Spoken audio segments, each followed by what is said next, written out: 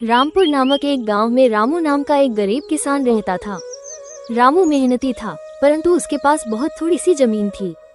उस जमीन से जितनी फसल होती वो उसके परिवार का पेट भरने के लिए भी मुश्किल से ही पूरी पड़ती थी। उसकी गरीबी और मेहनत को देखकर गांव के लोग कहते, रामू, इतनी मेहनत का क्या फायदा? तुम्हारा भाग्य ही खराब है जो तुम इतना परिश्रम करने के बावजूद भी गरीब हो। ये सुनकर रामू थोड़ा उदास हो जाता, पर फिर भी वो मेहनत करना नहीं छोड़ता। एक दिन गांव में एक साधु आए। गांव के लोग उनकी बातें बड़े ध्यान से सुनते थे और उन्हें बहुत मानते थे।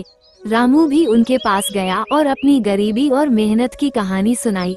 साधु ने उसे ध्यान से सुना और फिर कहा, तुम्हारी मेहनत जरूर रंग लाएगी बेटा, बस धैर्य रखो और अपनी मेहनत को बढ़ाते रहो।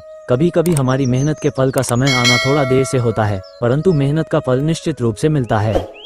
रामू को साधु की बात से थोड़ी हिम्मत मिली और वो और भी मेहनत से खेती में जुट गया।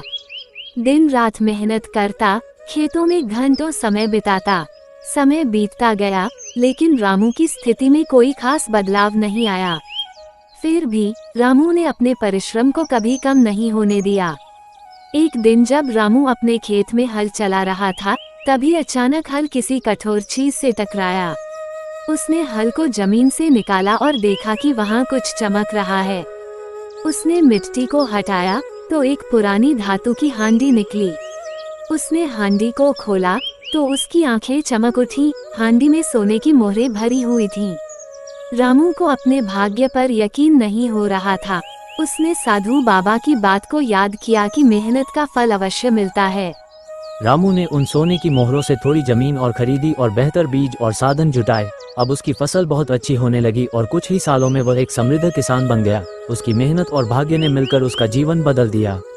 इस घटना के बाद गांव के लोग भी उसकी तारीफ करने लगे और कहने लगे, देखो, मेहनत का फल मिलता ही है, बस धैर्य रखना जरूरी है। रामू ने अपनी मेहनत और धैर्य से सिद्ध कर दिया कि सच्ची लगन और परिश्रम से किस्मत भी हमारे साथ चलने लगती है। अगर आप सारे लोग इसी तरह का वीडियो देखना चाहते हैं तो मेरा चैनल को सब्सक्राइब और शेयर करना ना भूलें।